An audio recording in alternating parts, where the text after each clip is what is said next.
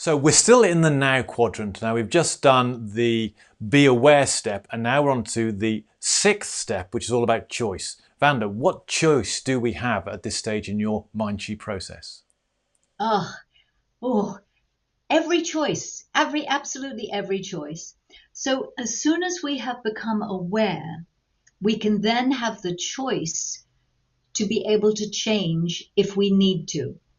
So if when we do the body, we say, there's some tension in my shoulders, then wiggle if you can. Get up, take care. You need to get up at least every 45 minutes and move around if you're stuck in front of a computer. So you do something right about it. You choose to change. So that, for example, with the body, there isn't a build up of stress and tension to the point that you're just really not managing the body well at all. With the emotions, now this is where it gets to be fun. And I have a very vivid imagination, and I'll share with you how I do it, and you can see if it works for you. So, in my mind, I have a very long corridor, and on one side are lots of doors, and on each door is written a negative emotion, a different one. On the other side of the corridor are lots of doors, and on each door is written a positive emotion. Now, if I find that I have gone into the negative, grumpy room, as I mentioned, and I think, is this serving me? And the answer is no.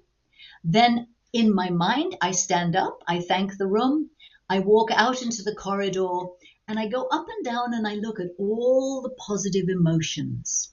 What would it be best for me to be for what I'm currently doing? So, would it be best for me to be playful? Would it be best for me to be quiet and calm? Would it be best for me to be focused? Would it be what emotion would it be best for me to be so I can do what I'm doing to the best ability? And I then open that door, walk into that room, and you can have a lot of fun furnishing and making each of these rooms just as you'd like it to be. And I am then in that room. Now, what often happens in real life is that we slip back again over into the grumpy room. And as soon as we become aware, whoop, we just move ourselves back over to the emotion we have chosen. But what's important here is we are always able to choose the emotion we have inside of us. The next one is the action. And here, because we are now probably not doing anything at the moment, it is to assess, am I wasting my energy? Am I just letting it go because I'm banging and crashing? If I think of somebody, an athlete, say running beautifully, they don't seem to be using any effort. It just seems to be flying along. Am I looking like that? And then the final one, the thinking. Now, this is another very crucial one. And of course, it ties together very closely with the emotion. And you listen into that voice and think, what was it saying? What was it doing to help me or not help me? And people that I've shared this with often have the negative voice on one shoulder and the positive, constructive voice, because we can have that one as well, on the other shoulder.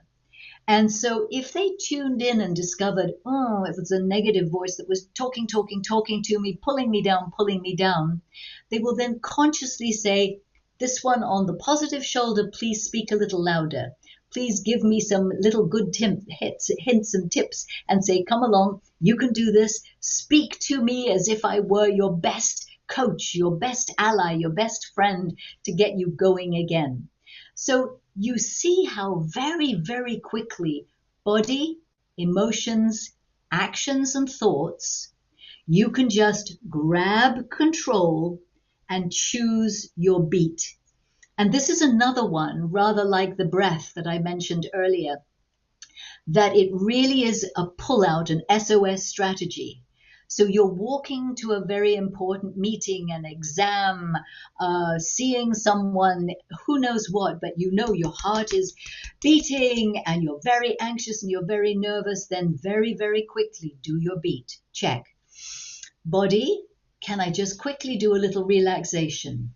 Emotion, what would be the best emotion for what I'm about to go in and do? Actions, Am I moving nice and smoothly and easily and looking as if I'm in control? And thoughts. What are the thoughts that are going to help me be my absolute best, support me and help me, not undermine me? And boom, you can do it just like that. But when we're doing the full 8 minutes, we give a full whole minute to just really relishing each one of those 4 steps of your beat. And then you'll have the beat that suits you, not the beat that maybe you have just inherited. I've got another friend who sometimes stays in the grumpy room, and despite knowing he should come out, he or she should come out, they decide they're going to stay in there and not come out, even though they know it's better for them. What would you tell my friend about doing something like that? Well, the first thing I do is give your friend a hug, because that always helps you not be quite so grumpy as you were. So hug yourself if nobody else is around. But the other fascinating thing about grumpy is that if you're aware of being grumpy and you decide, oh, I'm grumpy, and then say, okay, I'm going to really, really be grumpy. I'm going to be as grumpy grump as I can be. And ever so quickly, it's not very easy to continue to be grumpy. So the first thing is just to allow it. Don't to crush it right away, but to say, okay, I was in the grumpy room, and now do I choose to stay there? And remember, I did mention you may do some hopping backwards and forwards, but even if you've gone for some time into the calm room, the content room, the peaceful room, the playful room, you'll think, oh, actually, that's rather nice to do.